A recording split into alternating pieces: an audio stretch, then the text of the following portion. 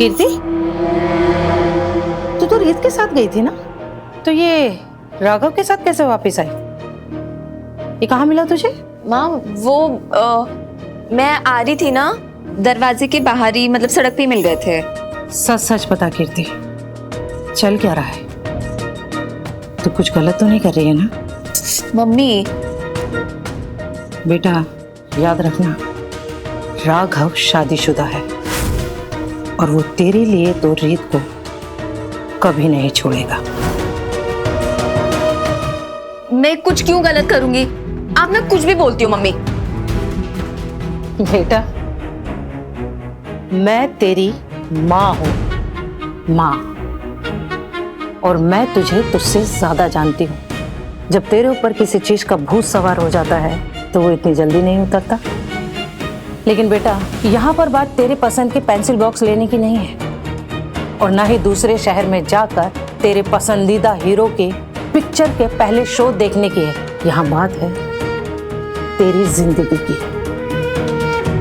राघव तेरा नहीं हो सकता, लेकिन तेरी इन बेवकूफियों के चक्कर में अफसोस, तू एक दिन ध्रुव से भी हाथ धो बैठेगी। बेटा राघव तन मन से रीत को चाहता है, और अगर इसके बावजूद भी तू ये सब भूल कर उसके पीछे है तो तुझसे बड़ा बेवकूफ और कोई नहीं। पापा, राघव भैया, भाभी। बेटा आप पहले खाओ। क्या बात है तू तो कभी जाता है, ये तो बता। एक सेकंड पहले सबको खिला तो दूं।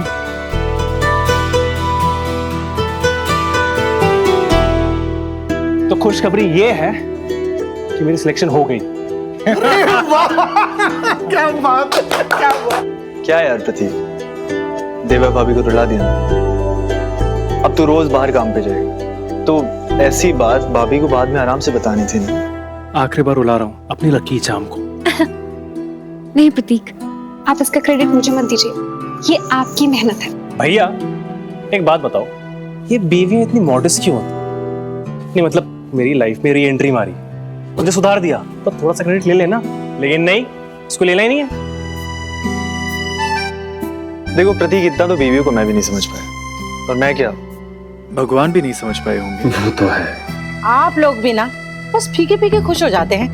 अरे हमने तो गांव में सुना था कि जब शहर के लोग खुश होते हैं तो दावतें करते हैं, पर आपका परिवार तो लड्डू में ही खुश हो गया।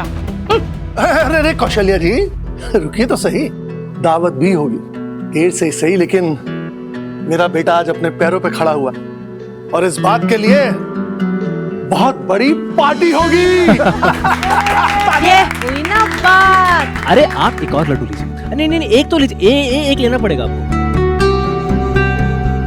हे माता रानी, इन स्कैमस्टर्स ने तो हमारे शहर की कितनी लड़कियों को लूटा है, ये प्यार और शादी का झांसा देकर। मुझे बहुत गुस्सा आ रहा है इन पे। पता है रीत, बस एक बार हमारी रिपोर्टिंग की वजह से ये बंदा हमारे हाथ लग जाए, फिर देखते हैं।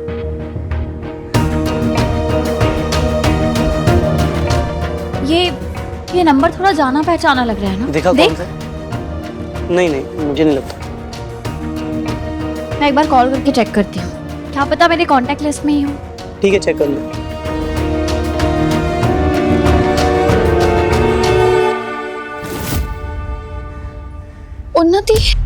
उन्नति सूर्यवंशी, राघव की बहन। वो भी?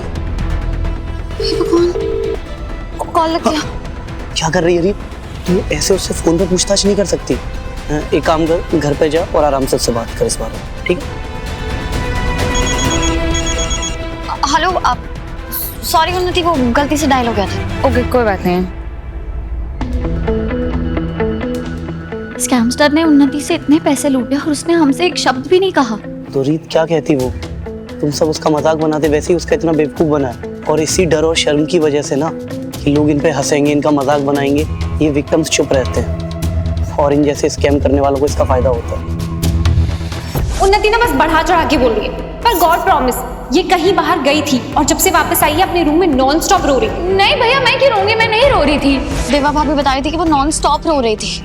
अब मुझे समझ में आ रहा है कि क्यों। जीत, पर तू अपने ऊपर मत ले ये सब, तुझे कैसे पता होता? तू भगवान है क्या? अब तो मुझे पता है ना विराज, तो मुझे लगता है मुझे उससे घर जाके बात करनी चाहिए और देखना चाहिए कि मैं कैसे उसकी हेल्प कर सकती हूँ। तू सोच ना, मैं जिन स्कैमस्टर्स को पकड़ रही थी उसने किसी मेरे अपने के साथ ही धोखा किया है। अब तो मैं इस इंसान को छोड़ूंगी नहीं।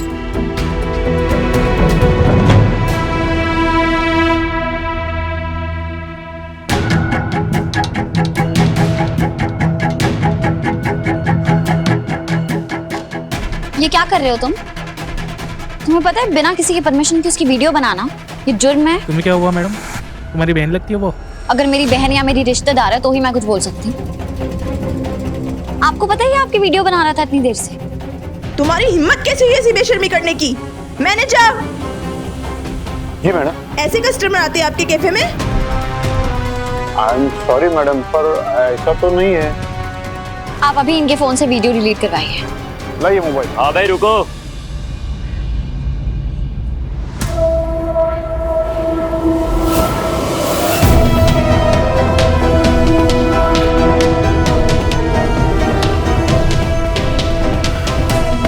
क्या हुआ?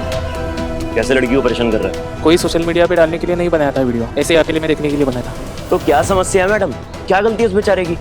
अब आप इतने छोटे कपड़े पहनकर पब्लिक प्लेस में आएंगी तो ये भी तो आपको अकेले में देख सकता है ना। अब ये तो वही बात हो गई कि भाई बुलावा दिया है, आकर देख लो मुझे, और अगर कोई देख रहा है तो आपको बुरा लग रहा है। एक्सक्यूज मी, क्या बकवास कर रहे हो तुम? बकवास नहीं, मैं ना आदमी के मन की ना धारणा बता रहा हूँ।